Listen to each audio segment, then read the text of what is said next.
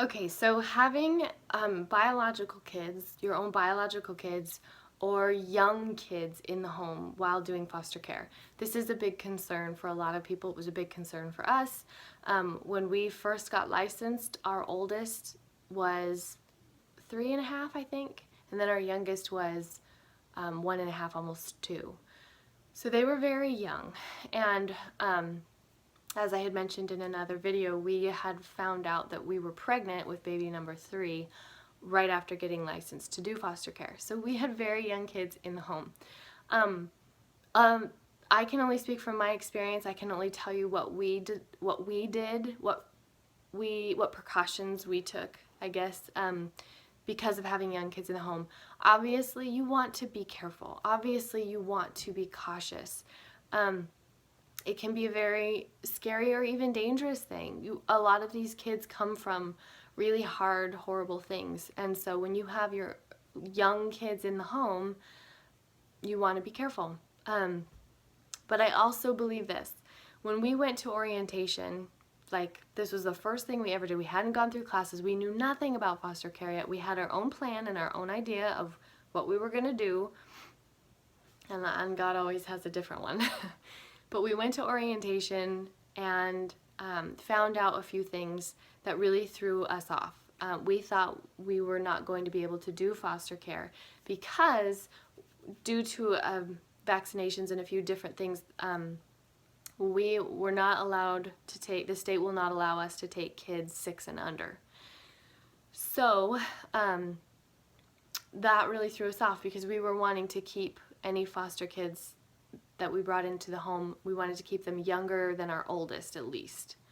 And he was 3.5 at the time. So babies, we could only take babies and toddlers. So that was our plan. And then we found out we couldn't do that. We couldn't even do that. So we sat there and thought, is this just not the right time? Are we supposed to wait until our kids are older?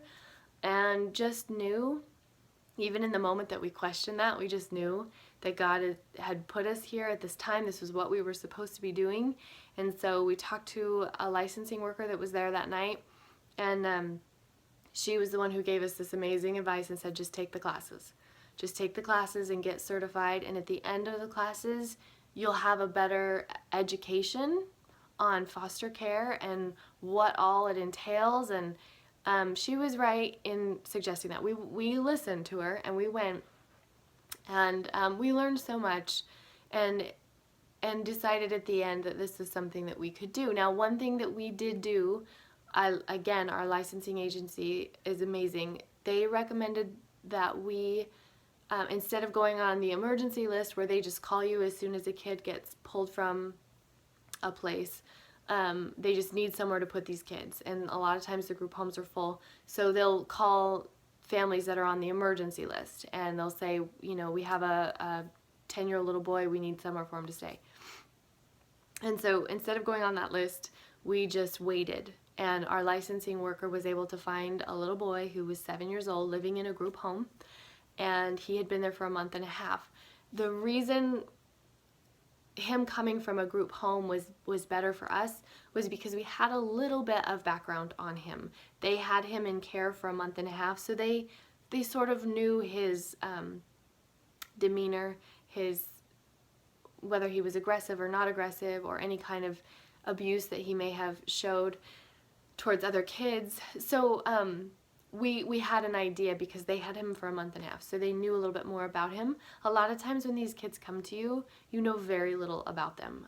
Sometimes the case managers that bring them to you will even lie because they just need someone to take the kid, and so you don't always get all of the information. So that was the way we went about it for us. In the future, my hope is that when my kids are older or gone even, I will be able to take in anybody and everybody, the hard cases, the older kids, because I won't have to be worried about my small kids. And so it's okay to be cautious. That's what we did in this situation. And it worked out really well for us. So there are definitely things that you can do and still move forward in foster care and just being cautious about it. I know some moms that I don't know them personally, I follow them on Instagram, and they have small young children in the home, and they foster teenagers, and they have beautiful stories. amazing stories. It makes me so excited for the day that I can do foster care for teenagers. I want to do that someday. So anyway, for our kids, as far as how it has affected them, it has, the benefit, I guess, of starting when your kids are so young is that they don't know what it's like not to have a placement in the home. Our kids don't know any different. So it makes it a little bit easier in some ways. They don't know to complain about the fact that their dad and mom's time is spread thinner because they don't know what it's like not to have him in the home. That is a benefit. One thing that I love is, and one thing that I want to point out really quick before I end this video, is that we all have this desire to raise our kids to be noble and strong and fight for what's right. We see movies and posters and quotes, and we always look at Mother Teresa and all these different heroes of our life, our lifetime and in the past, and we always get this feeling of inspiration in us, and we want to be that person, and we want our kids to, we want to raise them to be those people, to be heroes, to stand for good. And I watched 12 Strong. If you haven't seen it, I recommend it. I loved that movie.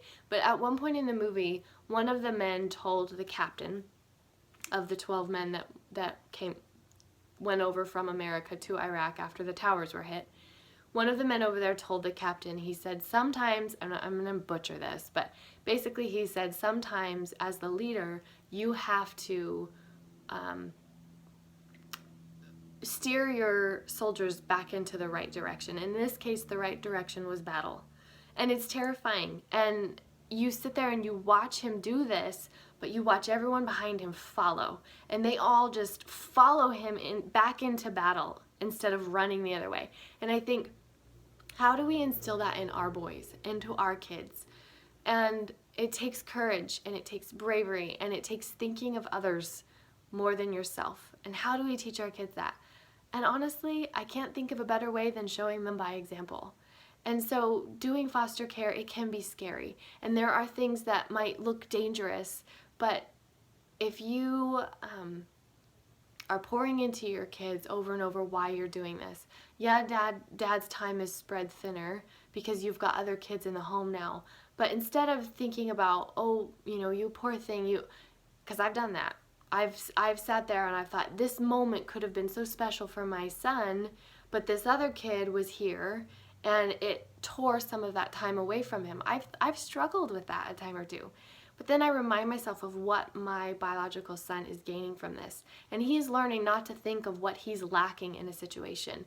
We're thinking of what someone else is gaining because of what we're giving up. And I want to instill that in them and to boldly charge head on into dangerous things because you know it's what you're supposed to do and you know it's the right thing to do. And so hopefully that's what our kids are going to get out of us doing foster care and all the sacrifices that our kids have to make because of doing foster care.